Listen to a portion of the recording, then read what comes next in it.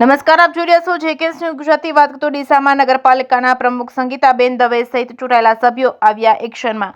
શહેરમાં જાહેરમાં કચરો ફેંકનાર વેપારીઓ સહિત લારી ધારકો અને નાસ્તાના સ્ટોલ સંચાલકો સામે કડક કાર્યવાહી હાથ ધરવામાં આવી છે. સ્વચ્છતા અભિયાન અંતર્ગત શહેરમાં થતી સાફ સફાઈની કામગીરી પાલિકાના પ્રમુખ સંગીતાબેન દવે દ્વારા કરાઈ સમીક્ષા. સ્વચ્છ ડીસા શહેર બનાવવા માટે શહેરીજનોને સાથ અને સહકાર આપવા પાલિકા પ્રમુખ સંગીતાબેન દવે દ્વારા કરાઈ હતી અપીલ. પશુ બજાર વિસ્તાર, લેખરા 4 રસ્તા, ફુવારા સર્કલ, બગીચા સર્કલ, લાયન્સ હોલ રોડ પર પાલિકાની સેનેટરી ટીમ દ્વારા જાહેરમાં કચરો ફેંકનાર વેપારીઓ સામે દંડાત્મક કાર્યવાહી કરાઈ હતી. જાહેરમાં કચરો ના ફેંકી ડોર ટુ ડોર કચરા ગાડીમાં કચરો આપવા કરાઈ હતી અપીલ.